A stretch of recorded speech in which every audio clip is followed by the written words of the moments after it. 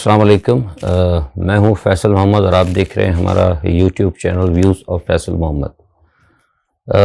कल के वीलॉग में हमने आपको बताया था कि लंदन प्लान क्या था और वहां पर क्या फ़ैसले हुए हैं और इस फ़ैसलों के बाद इदारों ने क्या सोचा है और इदारों के लिए क्या पैगाम हम दे सकते थे, जो हमने बैक चैनल पे भी दिया और कल के वीलॉग में भी दिया कि 72 घंटों के अंदर अंदर आप बड़े फ़ैसले करें।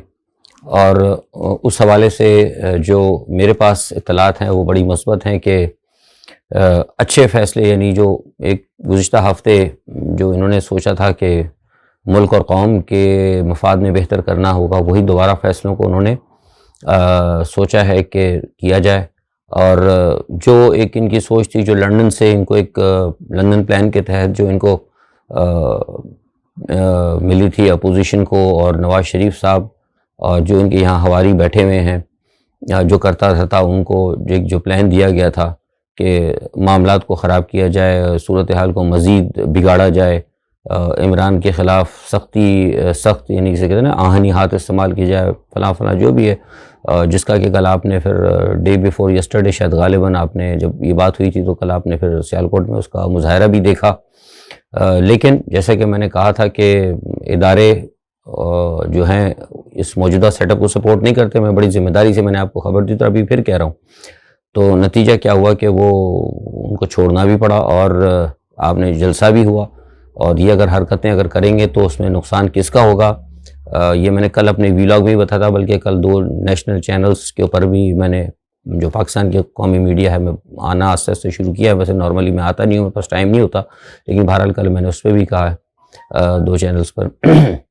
खैर, अलक़िस्सा मुख्तसर ये कि जो कुछ हुआ वो आपने देखा और हमने आपको ये बात बताई थी गुज़िश्ता 2 हफ़्ते पहले कि इमरान खान के लिए सिक्योरिटी रिस्क है। और कल इमरान खान ने अपने जलसे में हमारे जो इंकिशाफ जो हमने किया था से 2 हफ़्ते 3 हफ़्ते कबल, बारहा करते रहे इसी दौरान अपने व्लॉग्स में भी, अखबारात में भी, ट्विटर के ऊपर भी, जो हमारा ट्विटर हैंडलर जो है वो देखते होंगे और पढ़ते होंगे, जो हमें फॉलो करते हैं, कि हम कहते रहे कि देखिए इमरान खान के ख़िलाफ़ सिक्योरिटी रिस्क जो है और बहुत बड़ा, जिस तरह मरीम नवाज़ को आपने दिया है, जबकि उसका कोई पोर्टफोलियो नहीं है, जस्ट लाइक ए मीडियोकर ही है वो। मतलब अगर एक पार्टी की अगर वो ओहदा ना हो और वो तो वैसे भी नाअहल है, तो उसको जिस कदर आपने प्रोटोकॉल दे रहे हैं और जितनी सिक्योरिटी दे रहे हैं, तो वो तो हमारा एक्स प्राइम मिनिस्टर है। और दूसरा सबसे बड़ी बात ये है कि एक मुस्लिम दुनिया का एक अहम लीडर है और इंटरनेशनल पर्सनैलिटीज़ जो हैं वर्ल्ड की, डज़न्ट मैटर कि वो इस वक्त प्राइम मिनिस्टर नहीं है, लेकिन उसकी एक अहमियत है। क्योंकि मैं जानता हूँ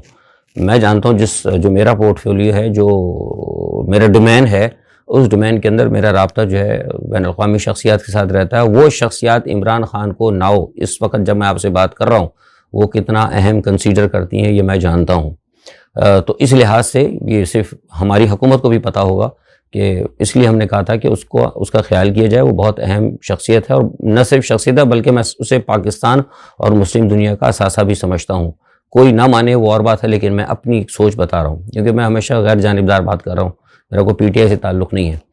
तो खैर, कल इमरान खान साहब ने ये बात कही और उन्होंने इस बात को कहा भी कि उन्हें ख़तरा है, उन्हें थ्रेट है, और उन्होंने कुछ वीडियोस जो हैं वो बना के रख भी दी हैं। बिल्कुल सही कह रहे हैं। वो वीडियोस, जहाँ तक मेरी इत्तलात है, वो वीडियो तकरीबन कुछ 4 का हैं, उसकी 4 लोगों के पास हैं। उसमें गालिबन एक मर्द है कोई और 3 ख़वातीन हैं, नहीं सॉरी 2 हज़रात हैं, 2 ख़वातीन हैं, लेकिन उनमें से एक शख्स जो है ना वो पाकिस्तान में, बाकी 3 पाकिस्तान से बाहर हैं, जो मुझे इत्तलात हैं। और गालिबन उसमें 11 के लोग करीब लोग शामिल हैं और उसमें से सिर्फ एक जो है, ज़्यादातर उसमें 4 लोग सरकारी हैं, बाकी पॉलिटिकल पार्टी के लोग हैं। बस इससे ज़्यादा मैं नहीं कहूँगा, क्योंकि मेरे पास इत्तलात है, हो सकता है इसमें कुछ आगे पीछे हो, लेकिन ये मुझे पता था कि लेकिन मैंने आपसे याद होगा 2 हफ़्ते पहले मैंने कहा था कि कुछ इनको थ्रेट्स हैं और कुछ इस हवाले से इमरान खान फ़हरिस्त मुरतब कर रहे हैं। तो वो मुझे फ़हरिस्त ही कहा गया ही था, लेकिन बुनियादी तौर पर वो फ़हरिस्त मुरतब करने के बाद वो बेसिकली वो वीलॉग ये था जो इमरान साहब ने अपनी एक वीडियो बनाई। अच्छी बातें करना चाहिए एक। और कल जब इमरान खान साहब ने ये बात की तो उसमें से जो अपने जो सिक्योरिटी रिस्क के हवाले से जब उन्होंने अलअलान इस चीज़ का ऐलान किया तो फिर हुकूमती कान भी खड़े हुए। क्यों खड़े हुए कि इस वक्त मौजूदा हुकूमती के दौरान जो मतलब हुकूमत से हट के जो गैर सियासी ताकतें हैं, एक अहम शख्सियत ने कल के इमरान खान के बयान के ऊपर सख्त नोटिस लिया है और उन्होंने ये कहा है कि ये कैसे हो सकता है कि एक अहम शख्सियत को, जो कि पाकिस्तान का एक लीडर है, बहुत बड़ा लीडर है, बड़ी पार्टी का सरबराह है, उसको फूल प्रूफ सिक्योरिटी नहीं दी जा रही। और उसने खुद ये ख़तरा ज़ाहिर किया है जो बड़ा सवालिया निशान है। और उन्होंने अपने तई ये पैगाम भिजवाया है कि कप्तान की सिक्योरिटी को फूल प्रूफ बनाया जाए। हुकूमत को, इम्पोर्टेड हुकूमत को कहा गया है कि इस पर पूरी नज़र रखें, उसकी बाकायदा रिपोर्ट दें। और ये भी कहीं से किसी ने पैगाम दिया है, मैं वजाहत नहीं करूँगा, सिर्फ इशारे में देते जा रहा हूँ कि अगर उसको खुदा न खास्ता कुछ हुआ तो फिर वो नहीं समझते कि कोई दूसरा भी बचेगा। इतने हालात ख़राब हो सकते हैं। मतलब ये सिर्फ मैं जो कहता हूँ ना, ये बात ये मैं नहीं कहता था, या आप नहीं कहते थे, या इंसाफियान नहीं कहते थे। अब कुछ लोग अहम जो वो भी इस चीज़ की वो कर रहे हैं, उनको इदराक है इस चीज़ का कि अगर खुदा न खास्ता इमरान खान के साथ कोई हरकत की या कोई मसला हुआ तो फिर उसके नतायज जो है सबके लिए ख़राब निकलेंगे। तो उसके बाद जो है ये फैसला किया गया है कि इमरान खान साहब को फुल प्रूफ सिक्योरिटी दी जाएगी और देना चाहिए। अच्छा, अब इस तमाम सूरत हाल के अंदर जो लंदन प्लान था, उसी प्लान के तहत मैंने आपको बताया था कि नवाज शरीफ साहब ने कह दिया था, गो हेड कर दिया था कि भाई सब IMF के सारे बात उनकी मानी जाए। लेकिन क्योंकि शहबाज शरीफ वहाँ लंदन में मौजूद थे तो उनको बताया, यहाँ से रिपोर्ट्स गई, उन्होंने कहा कि जनाब अगर हम IMF की फौरी तौर पर बात मान लेते हैं तो फिर तो पेट्रोल के रेट हमें बढ़ाने पड़ेंगे। और जो इमरान खान साहब ने जो सब्सिडीज़ वगैरह दी थी वो मैं आपको पहले बता चुका हूँ, वीडियो लंबी हो जाएगी। मेरा अब यहाँ इशू नहीं है बताना कि इमरान खान कहाँ से, इमरान खान को पल्ले से पैसे नहीं दे रहे थे, जो कौम को दे रहे थे। उनका एक सिस्टम था, वो शौकत तरीन ने एक फार्मूला बनाया था कि हमने किस तरह रूस से मामला लेने, किसको कहाँ सेट करना है, किसको कितना मुनाफा देना है, किसको कहाँ से कर्जा उतारना है। वो एक बड़ा प्यारा, क्योंकि उन्होंने खुद तो खाना नहीं था, इन्होंने असल में खुद खाना है।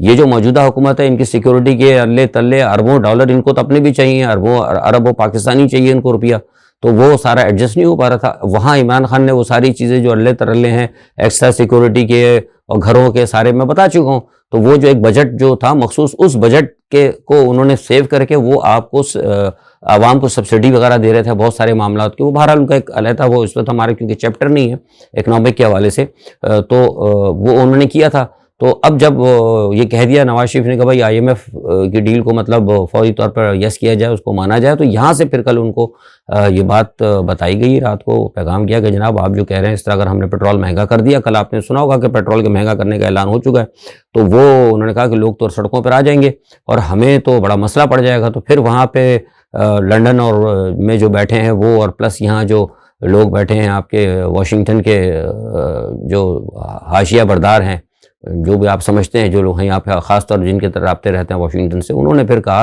अमेरिका से कि जनाब ये क्या आप जुल्म कर रहे हैं, एक तरफ तो हम आपके मामलात को टो कर रहे हैं, सारे आपकी पॉलिसीज़ को हम चला रहे हैं, लेकिन अगर आप ऐसे काम हम करेंगे कि लोग फौरी रोड पर आ जाएं, उनको अगर कुछ अगर रिलीफ नहीं मिलेगा हमें, तो अगर इमरान खान, मैंने पहले भी बताया था आपको कि वो ये कहते हैं कि अगर हमने इमरान खान के बुत को गिराना है तो हमने कुछ करके दिखाना है।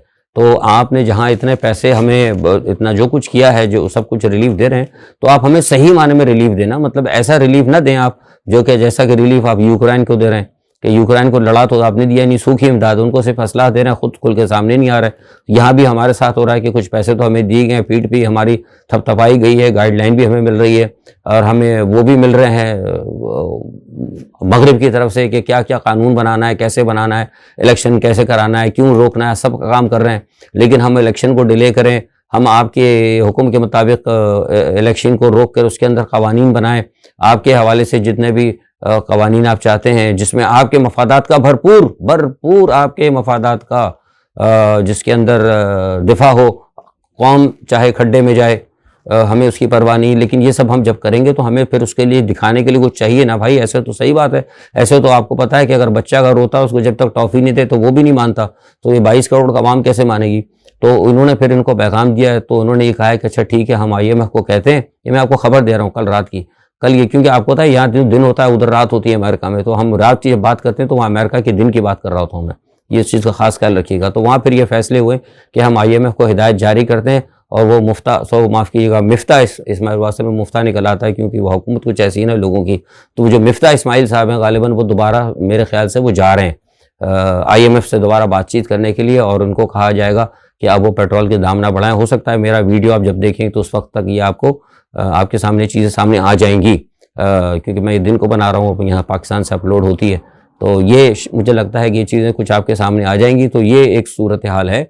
और आज असद उमर साहब ने भी जो बात कही है, एक उनका बड़ा बयान है, मैं उन्होंने कहा कि जनाब जो है हालात फंस गए हैं, मतलब ये हुकूमत के लोग एक दूसरे की तरफ देख रहे हैं, बिल्कुल वाकई ऐसा ही है, सब एक दूसरे की तरफ देख रहे हैं, सब एक दूसरे के कंधे पे बंदूक चलाने के चक्कर में है।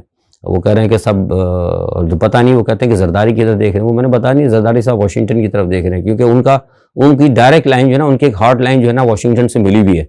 नवाज शरीफ साहब की तो लाइन ज़रा एक्सटेंशन भी है ना, मतलब एक ऑपरेटर इधर बैठा है, कभी वो न्यू दिल्ली की तरफ करता है, कभी उधर करता है, कभी उधर, लेकिन इनकी डायरेक्ट लाइन जो है ना बिल्कुल डायरेक्ट एक हॉट लाइन है। तो वो उनको वहाँ से ये मिल रहा है कि इलेक्शन को आगे करना है, और हर सूरत के अंदर मतलब क्या कहते हैं कि वो जो कवानीन जो मैंने बताया ना कि जो लेके आने हैं आपने, वो करना है, इस्लाहात करनी है, इस्लाहात के नाम के ऊपर अमेरिकन एजेंडा जो भी है खुल के मैंने बात कर दी है। तो ये जो है बड़ी अहम बात है। तो अब लेकिन मैंने आपको साथ में ये कहा, जैसे मैंने कल आपको वीलॉग में बताया था कि ये सारी सूरत हाल एक तरफ, लेकिन मौजूदा हुकूमत को ताकतवर हल्के सपोर्ट नहीं कर रही, मैं आपको पहले भी कहा था और फिर कह रहा हूँ। और मैंने कल के वीलॉग में आपको 72 घंटे अहम बताए थे, तो 72 घंटे हकीकत में बहुत अहम है। अगर इन्होंने मामलात को दुरुस्त ना किया तो सबकी फिर बहुत से लोगों की फैंटी लगेगी, ये बस मैंने आपको इशारा दे दिया। इसीलिए कल मैंने आपको कहा था 72 घंटे में से तकरीबन 20 घंटे तो निकल ही गए। ज़ाहिर है अब मैं आपसे कल जब मैंने बात की थी तो अभी 20 घंटे तकरीबन जा चुके हैं, तो बाकी जो मानदा टाइम है इसके अंदर इनको चाहिए होगा कि अपने मामलात को दुरुस्त करें। लेकिन ये मैं आपको बता दूँ तो मौजूदा हुकूमत से चल नहीं रही हुकूमत। जैसे मैंने आपसे कहा था कि इसी साल, मैंने आपको कहा था कल मुझसे पाकिस्तान के एक टीवी के ऊपर, गालिबन शायद कोई कैपिटल न्यूज़ था, बड़ा टीवी है, वो भी पाकिस्तान का एक चैनल है, और एक दो चैनल उनमें भी शायद एग्जैक्टली कैपिटल के अंदर मुझसे किसी ने सवाल किया था कि फैसल साहब आप ये बताइए कि आपका ये दावा था कि इलेक्शन इसी साल होंगे। तो मैंने कहा जी हाँ, मैं अभी भी कन्फर्म कर रहा हूँ कि इलेक्शन इसी साल होंगे, इंशाल्लाह इसी साल इलेक्शनों का होना लाजमी है, क्योंकि ये मामला नहीं चलेगा। पाकिस्तान के पास सिर्फ चंद हफ्तों के रिजर्व रह गए हैं, और ताकतवर हलकों ने जो बैठे हुए हैं उनको पता है, और उनको हमने भी बता दिया है, और उनके पास हमसे ज़्यादा इत्तलात हैं कि अगर वो रिज़र्व ख़त्म हो गए और सारे मामलात ख़त्म हो गए तो फिर यहाँ पे जो हाल होगा वो श्रीलंका से ज़्यादा ख़राब होगा।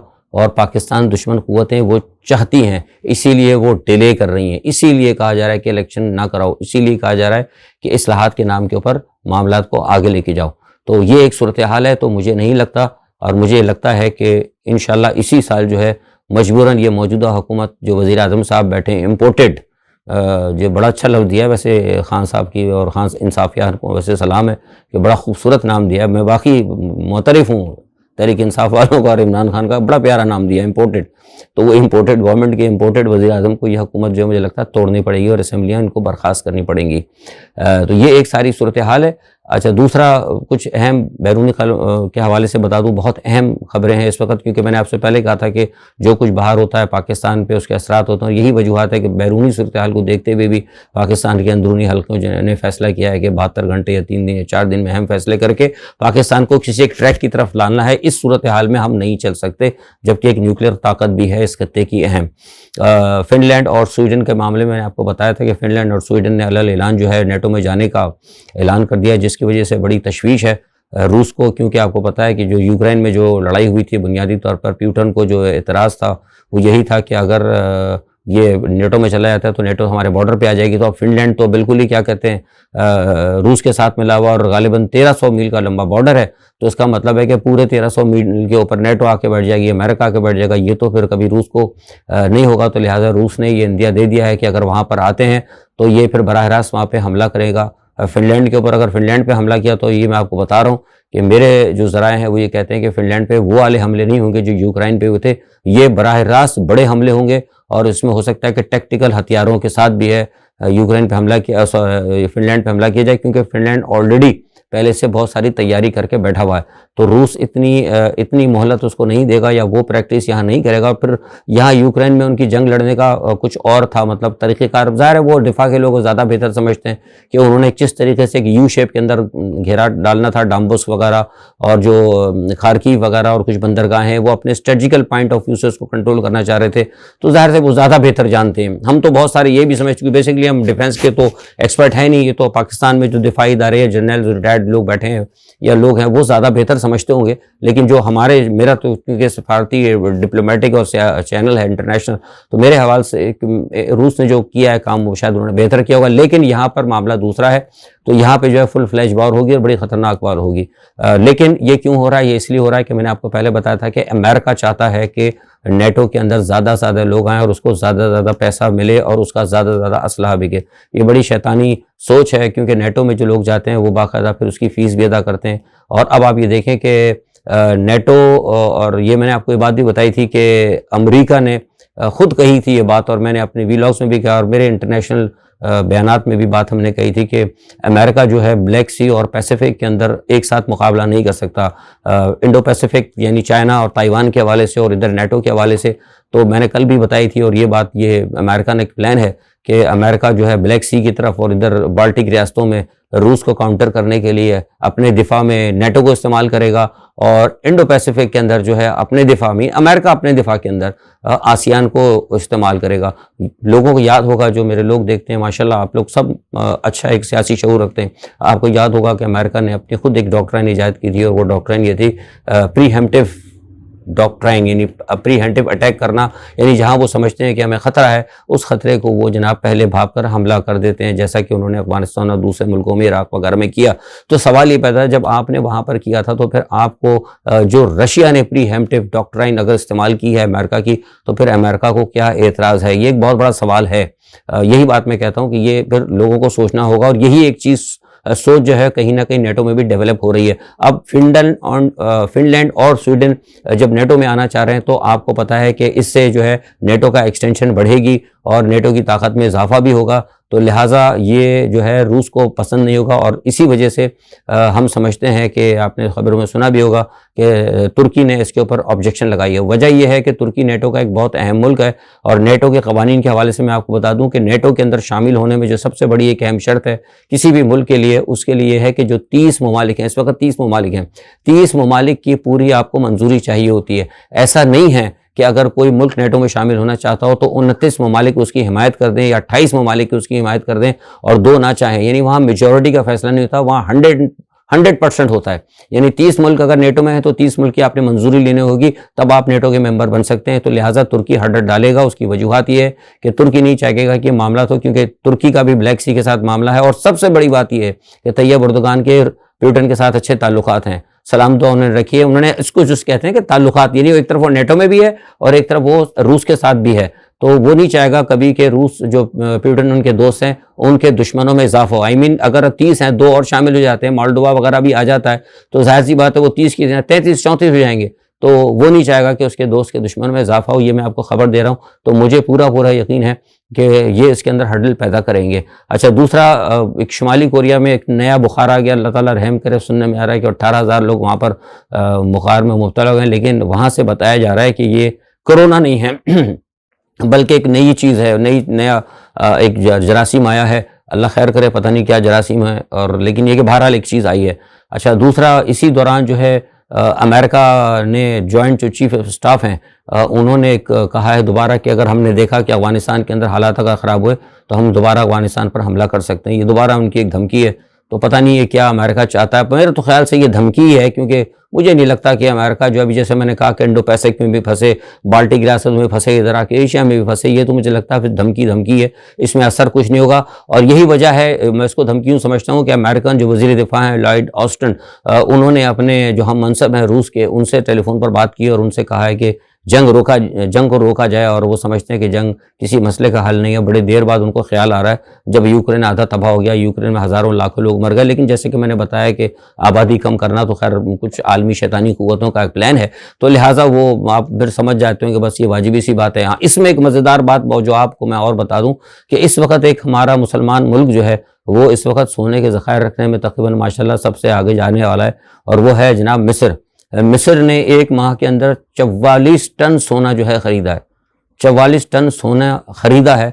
और मैं समझता हूँ कि जो मुस्लिम दुनिया के अंदर जो ममालिक हैं उसमें शायद ये सोना ख़रीदने और सोना ज़ख़ीरा करने वाला मिस्र जो एक अहम मुल्क है, तो लिहाजा ये भी ख़बर आ गई है। तो मुझे ये भी लगता है कि जो मुस्लिम जो ममालिक के जो दुश्मन ममालिक हैं वो उनकी तो राल ज़रूर टपकेगी कि भाई ये क्या हो रहा है, और ये तो भाई सोना तो सारा हमारे मुसलमान भाई लिए चले जा रहे हैं, तो ज़रा कुछ मिस्र को भी कोई दोबारा कोई स्प्रिंग जो कहता है ना, अरब स्प्रिंग टाइप की कोई चीज़ ना सामने आए। बहरहाल अल्लाह खैर करे।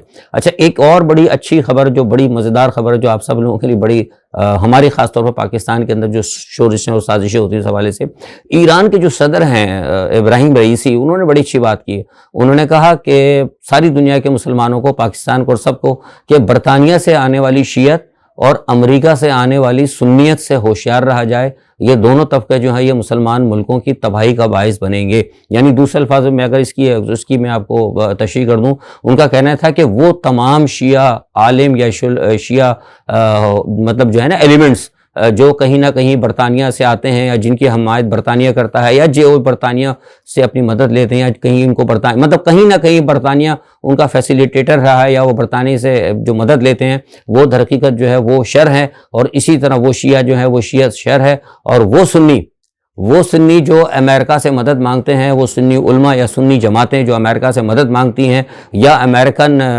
इमदाद पर चलती हैं, वो भी मुसलमानों के लिए शर हैं। तो या भूलिएगा नहीं, मुझे किसी ने कान में बताया था कि मौलाना फजल रहमान साहब ने अमेरिका से कहा था कि हमें भी आजमा लो, हम भी आपके साथ हैं। वो ज़रा ऐसे ही मेरे जहन में किसी ने शायद कान में मेरे बात कह दी थी, तो ज़रा आप लोग भी ख्याल रखिएगा। इब्राहिम रईसी साहब ने बड़ा हमें होशियार किया है। आज के लिए इतना ही, कल इंशाल्लाह ख़बरों के ऊपर दोबारा जो भी होता है अपना तज्ज़िया लेके हाजिर होंगे। तब तक अल्लाह हाफ़िज़।